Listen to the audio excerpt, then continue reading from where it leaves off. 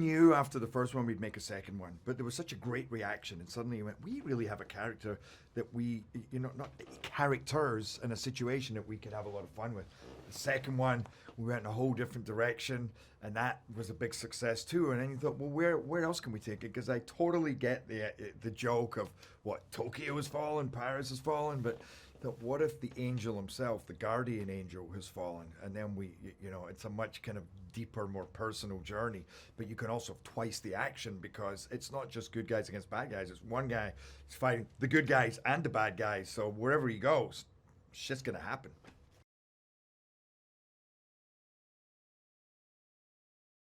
Each film has been different.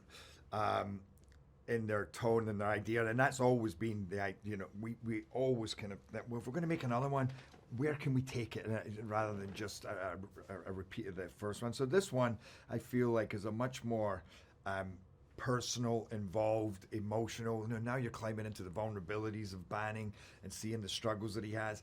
And then it's now domestic terrorism. There's a lot more current themes. It's a lot more believable and grounded. But then again, it's like The Fugitive. It has bits of Bourne, The Fugitive, even Superman 3, when suddenly it's like he's the villain and the whole world's against him because they all know who he is, this national hero who people go, were we so wrong? Is this? And for him to be having to deal with that, knowing that, oh God, how could they lose their trust in me so easily? And then have to get to the bottom of it when he can't go anywhere without people going, it's like, what's that movie where they all scream when the I don't know. It's an old movie and they go, Donald Sutherland, but Invasion of the Body Snatchers. I kind of felt a bit of that too.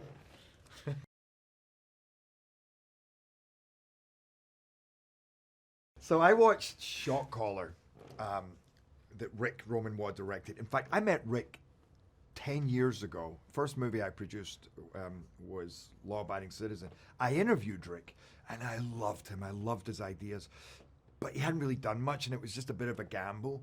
But we clicked. We always said we're going to work together. And Ric said to me once, you and I are going to make a movie. It's going to be The Searchers, John Wayne's. They're going to remember it for generations. So I watched his prison movie, Shot Caller, and I came out of there like shaking.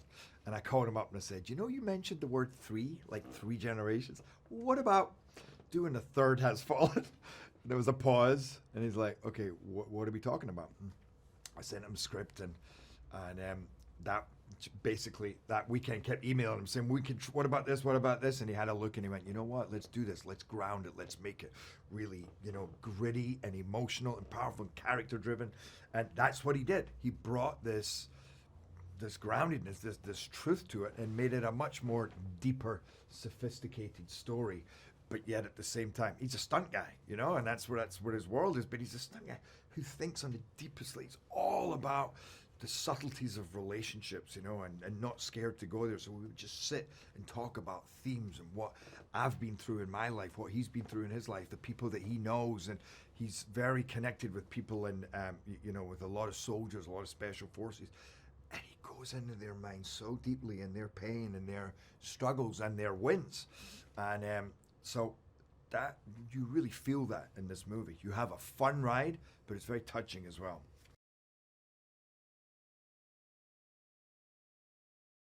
I think they can expect this belter of a thriller, relentless action, super involved, and then and then, like I just said, a much deeper journey with these different characters. There's a beautiful relationship between myself and the president, Morgan Freeman, Nick Nolte, who in the movie who plays my kind of long lost crazy father, which is the most fun part of the movie, and just twists and turns, and we have more action sequences. We have 23 action sequences.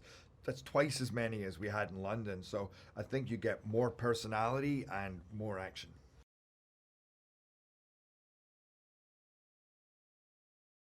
This is the last great action movie of the summer, because this is a great action movie, and I think it's the last action movie of the summer. I mean, it really is. It's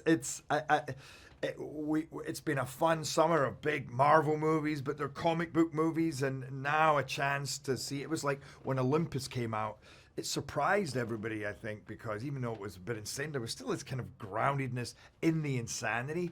This is even more grounded, but I feel like it's going to take people by surprise. That's what I'm hearing, everybody that comes in. Because you think a third one, yeah, it's going to be...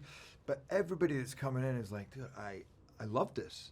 I love this. And I think we had a lot of courage in this. We took a gamble in the direction that we took it in, going for, like I say, a deeper, more interesting story rather than just let's blow up another city, you know.